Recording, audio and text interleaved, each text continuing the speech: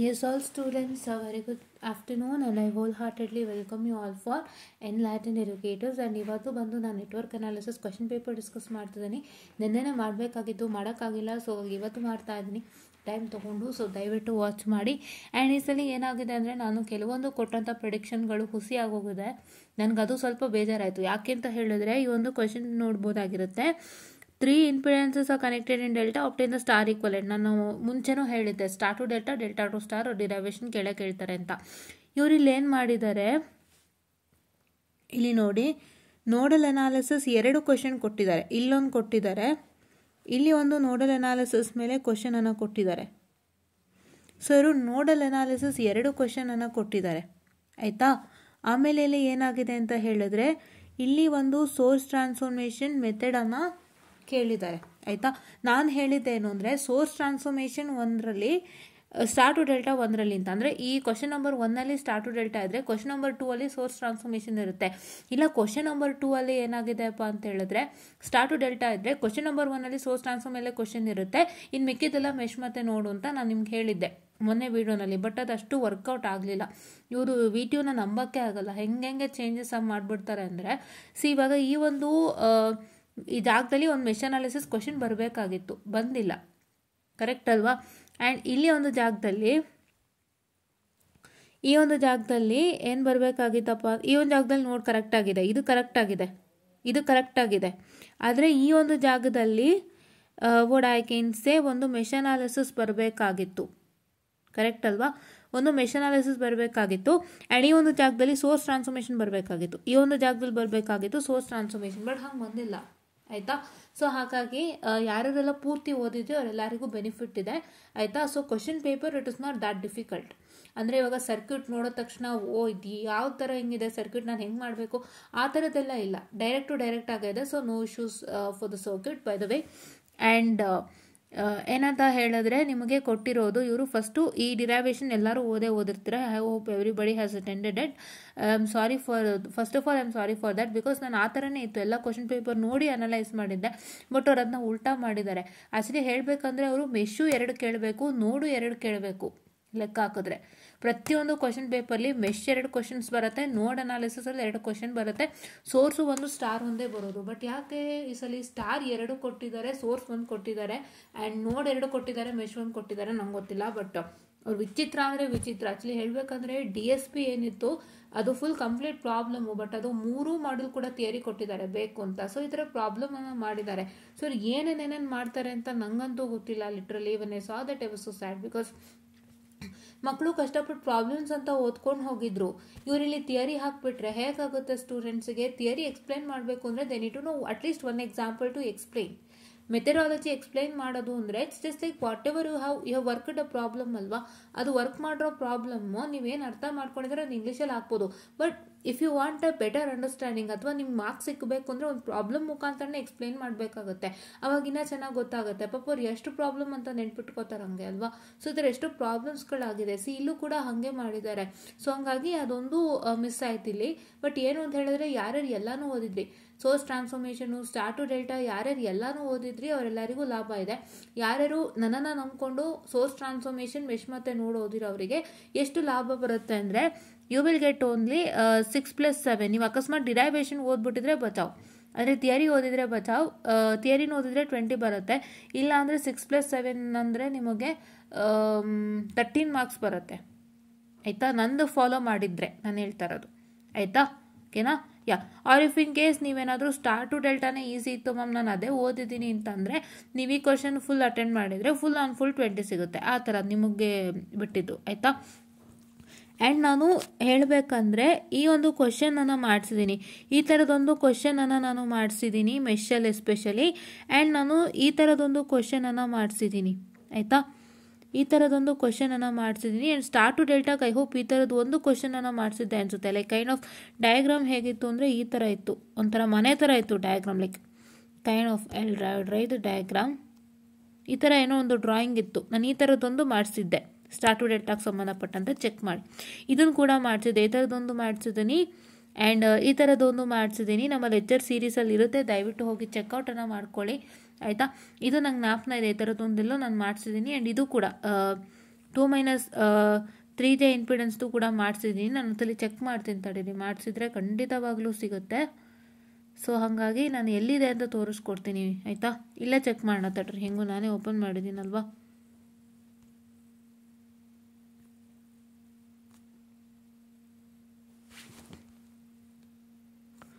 Okay,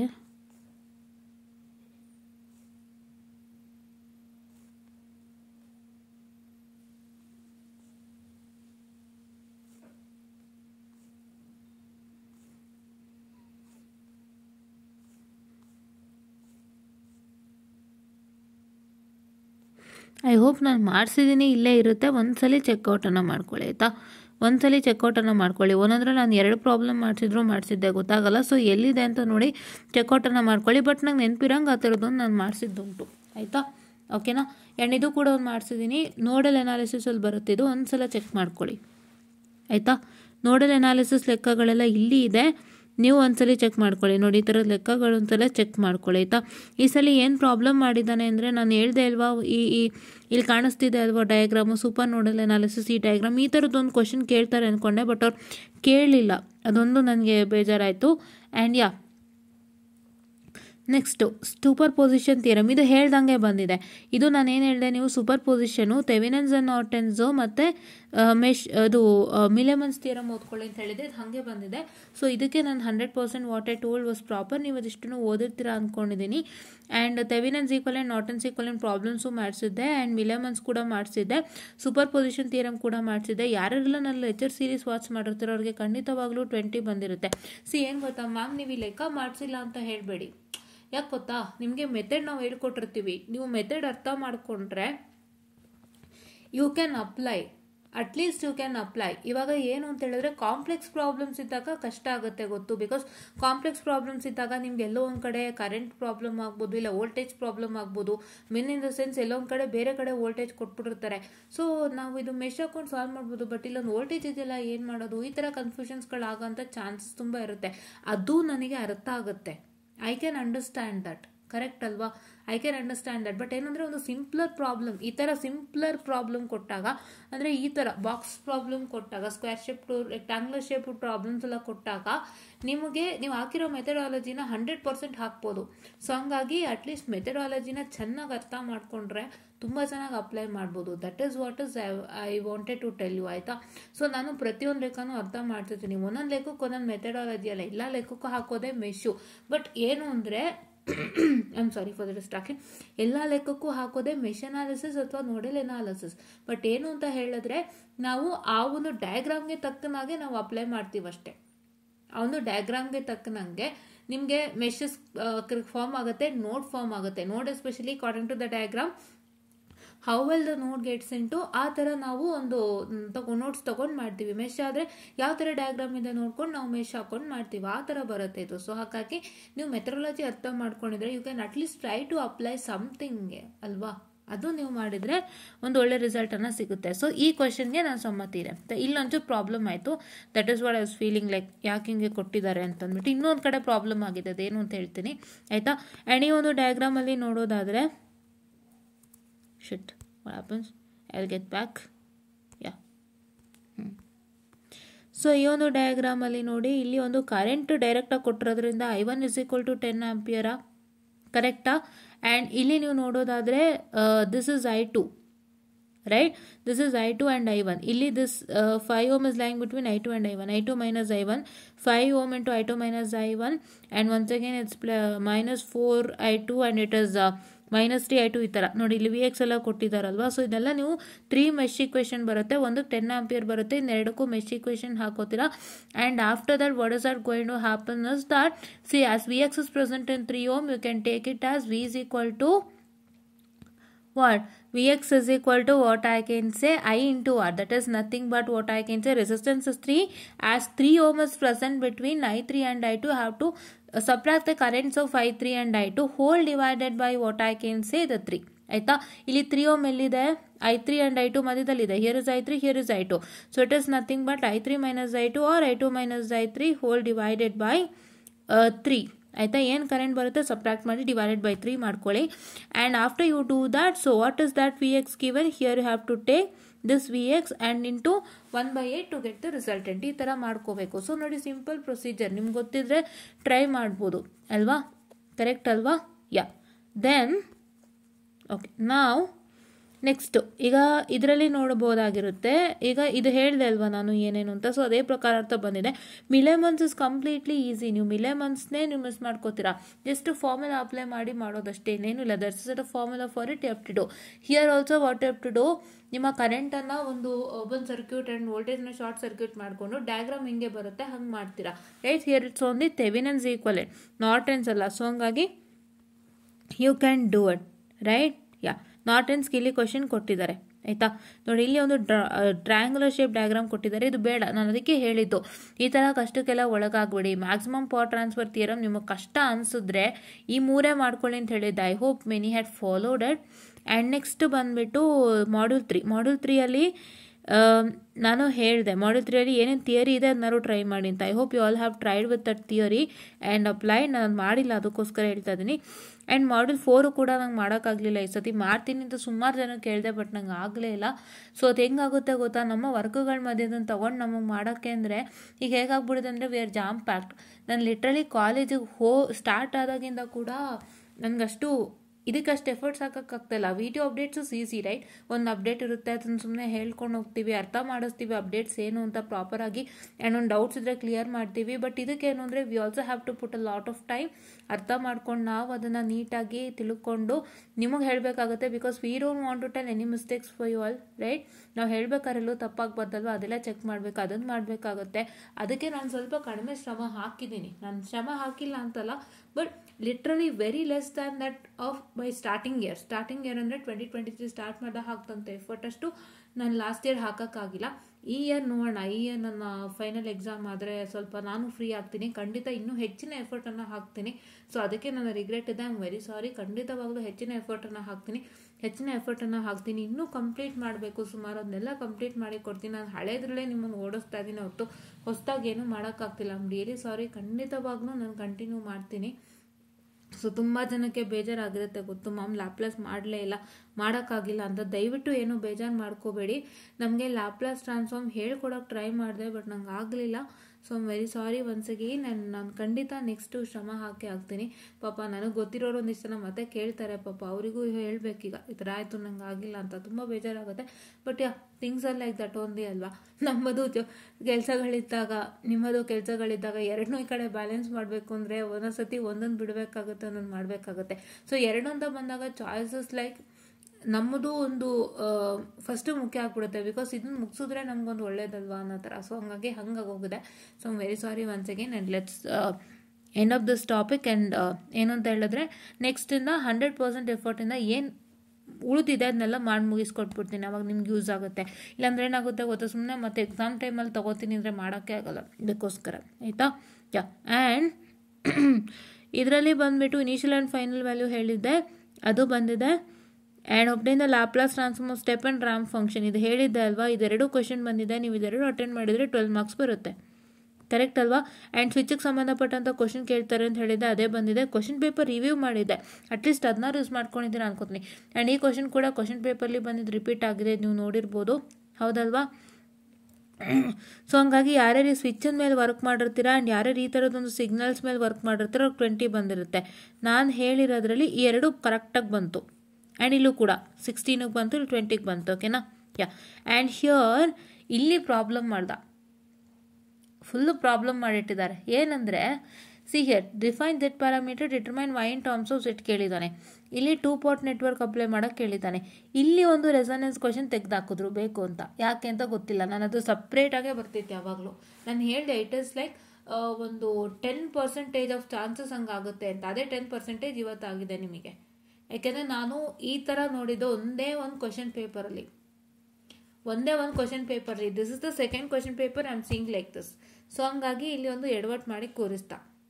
ಇವಾಗ ಯಾರೇ resonance ನಂಬ್ಕೊಂಡಿರ್ತೀರಾ ಅವ್ರಿಗೆ ಹೆಂಗಾಗಿರುತ್ತೆ ಅಂದರೆ, ನಿಮಗೀಗ ಈ ರೆಸೊನೆನ್ಸಿಂದ ಎಷ್ಟು 7 ಮಾರ್ಕ್ಸ್ ಅಲ್ವಾ, ಬರೀ 7 ಹೆಂಗೆ ಮಾಡ್ತಾರೆ ಇವರಲ್ವಾ, ಕರೆಕ್ಟ್ ಅಲ್ವಾ? ಅಥವಾ ಬರೀ 10 ಇವ್ರು ಹೆಂಗೆ ಮಾಡ್ತಾರೆ ಇವರು, ಕರೆಕ್ಟ್ ಅಲ್ವಾ? ಹೌದಲ್ವಾ? ಇದನ್ನು ಕೂಡ ನಾನು ಮಾಡಿದ್ದೀನಿ, √L/C ಕೂಡ ಮಾಡಿದ್ದೀನಿ.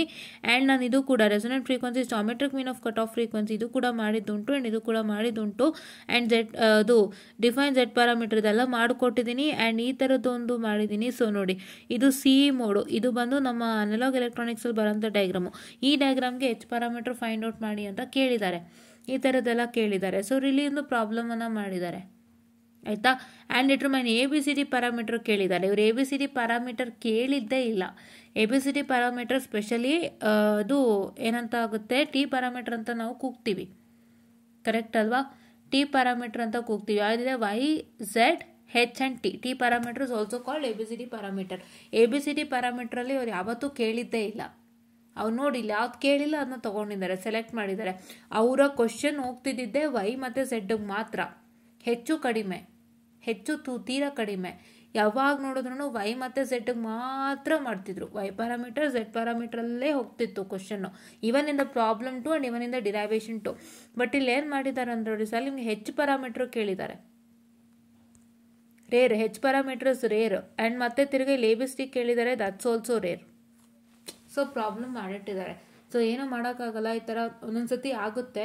ಸೊ ಇದಕ್ಕೂ ನನ್ನ ಕಡೆಯಿಂದ ಸಾರಿ. ನಾನು ಆ್ಯಕ್ಚುಲಿ ಹೇಳಿದ್ದೆ ಒಂದು 10% ಚಾನ್ಸಸ್ಸು ಇದೆ ಅಂತ ಹೇಳಿಬಿಟ್ಟು. ಸೊ ಯಾರ್ಯಾರೆಲ್ಲ ಎರಡೂ ವರ್ಕ್ ಮಾಡಿದರೆ ಅವರಿಗೆ ಲಾಭ ಆಗಿರುತ್ತೆ. ಸೊ ನನಗೆ ಇದಕ್ಕೆ ಏನು ಹೇಳಬೇಕಂತನೂ ಗೊತ್ತಾಗ್ತಿಲ್ಲ. ನಾನು ಲಿಟ್ರಲಿ ನನಗೆ ಒಂಥರ ಬೇಜಾರಾಗೋಯ್ತು. ವೈ? ಬಿಕಾಸ್ ನಾವು ಎಲ್ಲ ಕ್ವಶನ್ ಪೇಪರ್ ಅನಲೈಸ್ ಮಾಡಿ ಹೇಳಿರ್ತೀವಿ. ಇವ್ರು ಕ್ವಶನ್ ಪೇಪರ್ ಬಿಟ್ಟು ನಾನು ಒಂದು ಬೇರೆ ಲೆವೆಲ್ಗೆ ಮಾಡ್ತೀನಿ ಅಂದರೆ ಅದೆಷ್ಟು ಇದಾಗುತ್ತೆ ಗೊತ್ತಾ ಸ್ಟೂಡೆಂಟ್ಸಿಗೆ. ನಾವು ನಂಬಿಕೆ ಹೇಳಿರ್ತೀವಿ ಆ್ಯಂಡ್ ಯಾಕೆ ಹಿಂಗಾಗೋಯ್ತು ಅಂತ ಅನ್ನಿಸ್ಬಿಡುತ್ತೆ ಒಂದೊಂದ್ಸಲ, ಕರೆಕ್ಟ್ ಅಲ್ವಾ? ಯಾಕೆ ಹಿಂಗಾಗೋಯ್ತು ಅಂತ ಒಂದೊಂದ್ಸಲ ಅನ್ನಿಸ್ಬಿಡುತ್ತೆ. ಅದರಲ್ಲಿ ಇವನು ಒಂದು ಮೋಸ ಮಾಡಿಲ್ಲ. ಏನು ಅಂತ ಹೇಳಿದ್ರೆ ನಿಮಗೆಲ್ಲ ಥಿಯರಿನೇ ಕೊಟ್ಟಿದ್ದಾನೆ, ಅದು ಖುಷಿ ಪಡಬೇಕು. ರೆಸೊನೆನ್ಸಲ್ಲಿ specially everything is asked in theory, ಅದು ಖುಷಿ ಪಡಬೇಕು. ಬಟ್ ಬೇರೆ ಎಲ್ಲದಕ್ಕೂ ನನಗೆ ಲಿಟ್ರಲಿ ಬೇಜಾರೇ ಆಯಿತು. I am very sorry once again for that too because last time ನಾವು ಹೇಳ್ದಂಗೆ ಬಂದ್ಬಿಡ್ತು. ಲಾಸ್ಟ್ ಟೈಮು ಪೇಪರ್ ಎಷ್ಟು ಚೆನ್ನಾಗಿ ಕೊಟ್ಟಿದ್ದ ಲಾಸ್ಟ್ ಟೈಮ್ ಅಂದರೆ ಎಲ್ಲ ಈಸಿ ಕೊಟ್ಟಿದ್ದ. ಬಟ್ ಎಲ್ಲ like it was on J components only. ಅಂದರೆ ಈ ಥರ like say if you can see here, ಈ ಥರ J ಕಾಂಪೋನೆಂಟ್ಸಲ್ಲೇ ಕೊಟ್ಟಿಟ್ಟಿದ್ದ ಹೊರತು ಲಾಸ್ಟ್ ಏಪ್ರಿಲಲ್ಲಿ ನಡೀತಲ್ಲ ಎಕ್ಸಾಮು ಅವರಿಗೆ ಆ ಥರ ಕೊಟ್ಟಿಟ್ಟಿದ್ದ ಪೇಪರ್ನ ಹೊರತು ಅವರು ರೆಸೊನೆನ್ಸ್ ಮತ್ತು ಇದನ್ನು ಸಪ್ರೇಟ್ ಮಾಡೇ ಕೊಟ್ಟಿದ್ದಿತ್ತು ಲಾಸ್ಟ್ ಟೈಮು ರೆಸೊನೆನ್ಸ್ ಮತ್ತು ಇದನ್ನು ಸಪ್ರೇಟ್ ಮಾಡೇ ಕೊಟ್ಟಿದ್ದಿತ್ತು. ಆ್ಯಂಡ್ ನಿಮ್ಮ ಇದರಲ್ಲೂ ಕೂಡ ಯಾವುದಪ್ಪ ಅಂತ ಹೇಳಿದ್ರೆ, ತಡೀರಿ ಒಂದು ಸೆಕೆಂಡ್,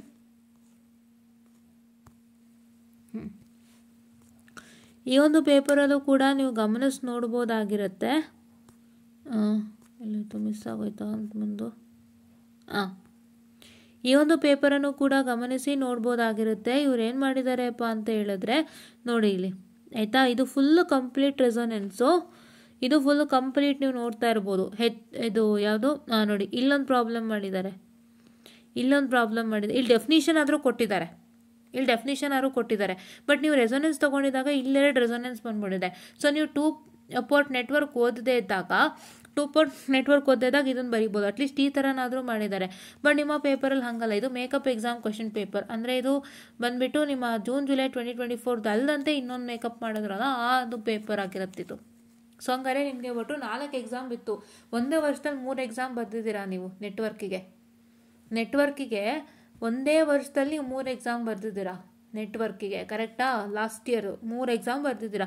ಅದರಲ್ಲಿ ಇದು 3ನೇ ಎಕ್ಸಾಮಿನ ಪೇಪರ್, ಓಕೆನಾ? ಸೊ ಇದು 3ನೇ ಎಕ್ಸಾಮಿನ ಪೇಪರ್ ಆಗಿರುತ್ತೆ. ಸೊ ಇದರಲ್ಲೂ ಕೂಡ ಹಾಗೆ ಇದು ಮಾಡಿದ್ದಾರೆ. But sorry for the distraction. But ಏನಪ್ಪ ಅಂತ ಹೇಳಿದ್ರೆ ನಿಮ್ಮ ಒಂದು ಪೇಪರಿಗೆ ಯಾಕೆ ಹಿಂಗೆ ಮಾಡಿದ್ರು ಅಂತ ಗೊತ್ತಿಲ್ಲ. ಇವರು ಒಂದಲ್ಲ ಒಂದು ಈ ಥರ ಮಾಡ್ತಾನೆ ಇರ್ತಾರೆ. ಸೊ ಇದು ಏನು ಹೊಸದಲ್ಲ VTUಗೆ, ರೈಟ್?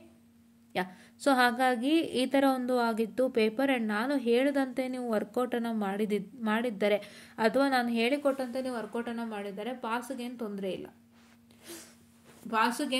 ಇಲ್ಲ. ನನಗೆ ಅನಲೈಸ್ ಮಾಡೋಕ್ಕೇನೆ ಒಂಥರ ಆಗ್ತಿದೆ. ಬಿಕಾಸ್ ಇವ್ರು ಮಾಡಿರೋ ಇದಕ್ಕೆ ನಾನು ಹೇಳಿದೆ ಅಲ್ವಾ ಏನೇನಾಗಿತ್ತು ಏನೇನಾಗೋಯ್ತು ಅಂತ ಈ ಸಲ ಅಲ್ವಾ.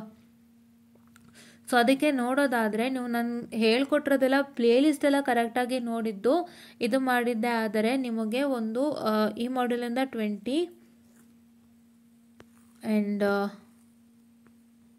ಅಂದರೆ ನೀವು ನನ್ನನ್ನು ನಂಬಿಕೊಂಡು ಓದಿದ್ದಾಗ if in case if you are left to source transformation and if you studied only star to delta transformation ಆವಾಗ ನಿಮಗೆ 20 ಬಂದ್ಬಿಡುತ್ತೆ. ಬಿಕಾಸ್ ಇಲ್ಲಿ ಇತ್ತಲ್ಲ ಸ್ಟಾರ್ ಟು ಡೆಲ್ಟಾ, ಕರೆಕ್ಟ್, ಆವಾಗ 20 ಬರುತ್ತೆ.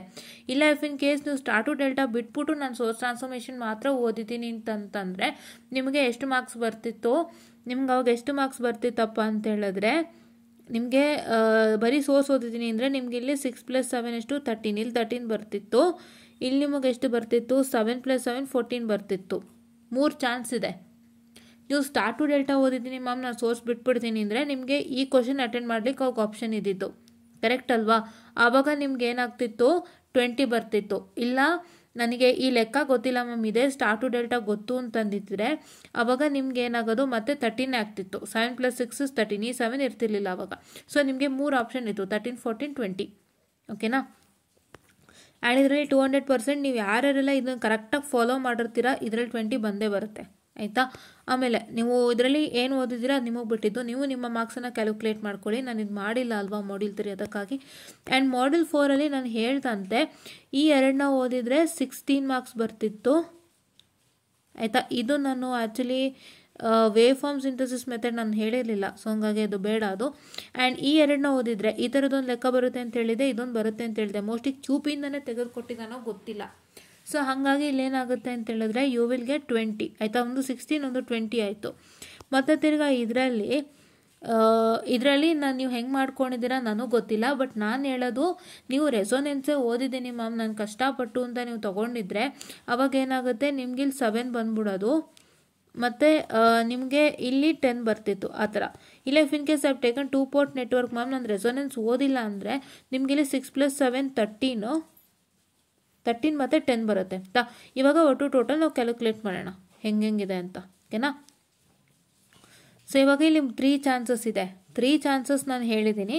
ಸೊ 3 ಚಾನ್ಸಸ್ ಪ್ರಕಾರ ಅರ್ಥ, if in case it is 13 and 14 ಅಂದರೆ ಇವಾಗ 13 and 14 ಅಥವಾ 20. ಸೊ ಫಸ್ಟು ನಾವು 13 ತೊಗೋತಾ ಇದ್ದೀವಿ. 13 + 20 ಎಷ್ಟು, ಅಲ್ಲಿ ಕ್ಯಾಲ್ಕುಲೇಟೆಡ್ 3 ಮಾರ್ಕ್ಸು ಕ್ಯಾಲ್ಕುಲೇಟ್ ಮಾಡಿ ಹೇಳ್ತೀನಿ, ವೇಟ್ ಮಾಡಿ.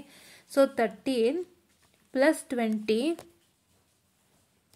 ಪ್ಲಸ್ ಫಸ್ಟ್ ಆಪ್ಷನ್ ಇಲ್ಲಿ 16, ಸೆಕೆಂಡ್ ಆಪ್ಷನ್ ಆಮೇಲೆ ತೊಗೋಣ. ಫಸ್ಟ್ ಆಪ್ಷನ್ 16 ಪ್ಲಸ್ ನೆಕ್ಸ್ಟ್ ಆಪ್ಷನ್ನು, ಅದು 7 ಆಪ್ಷನ್ ತೊಗೋತಾ ಇದ್ದೀನಿ. 7 ಅಥವಾ 10 ತೊಗೋತಾ ಇದ್ದೀನಿ. ಸೊ ನಿಮಗೆ 10 ಯಾಕೆ ಬರುತ್ತೆ ಅಂದರೆ ಈ ಒಂದು ಕ್ವಶನ್ ಆಪ್ಟ್ ಮಾಡಿದರೆ 10 ಬರುತ್ತೆ, ಇಲ್ಲ ಇಲ್ಲಿ ಒಂದು ಆಪ್ಟ್ ಮಾಡಿದರೆ 7 ಬರುತ್ತೆ, ಆ ಥರ. ಸೊ ಹಂಗಾಗಿ ಇಲ್ಲೇನಾಗ್ತಿತ್ತು, 56 ಬರ್ತಿತ್ತು. ಫಸ್ಟು ಚಾನ್ಸ್ಗೆ 56 ಬರುತ್ತೆ, ಓಕೆನಾ? ಸೆಕೆಂಡು, ಇವಾಗ ನಾನು ಇಲ್ಲಿ 13 ಜಾಗದಲ್ಲಿ 14 ತೊಗೋತೀನಿ. ಅಲ್ಲಿ 14 ಹೇಳಿದ್ದೆ ಅಲ್ವಾ, ಅದೊಂದು 14, ಇದಂತೂ 20 ಕಾನ್ಸ್ಟೆಂಟು.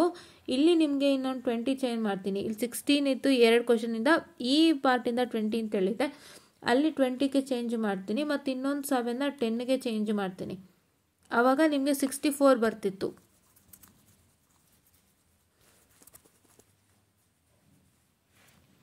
ಆವಾಗ ನಿಮಗೆ 64 ಬರೋದು, ಆಯಿತಾ? ನೆಕ್ಸ್ಟ್ ನಾನು ಏನು ಮಾಡ್ತೀನಪ್ಪ ಅಂತ ಹೇಳಿದ್ರೆ next I will change it 14 to 20. ಅಂದರೆ ನಾನು ಹೇಳಿದ್ದೆ, ನೀವು ಸೆಕೆಂಡ್ ಕ್ವಶನ್ ಪೂರ ಅಟೆಂಡ್ ಮಾಡಿದರೆ ಸೆಕೆಂಡ್ ಕ್ವಶನ್ 20 ಅಂತ, ಇಲ್ಲಿ 20 ಮತ್ತು ತಿರ್ಗಾ ಇಲ್ಲೂ ನಾವು 20 ಇಟ್ಕೊಂಡಿದ್ದೀನಿ.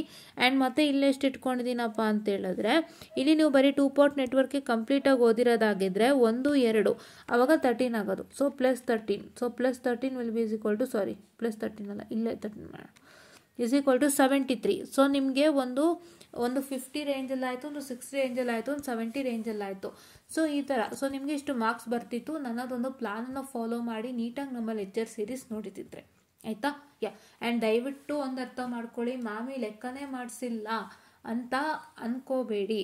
ಯಾಕೆಂದರೆ ನೀವು ಮೆಥಡ್ ಅರ್ಥ ಮಾಡ್ಕೊಂಡಿದ್ರೆ ಯಾವ ಲೆಕ್ಕ ಬೇಕಾದ್ರೂ ಮಾಡ್ಬೋದು.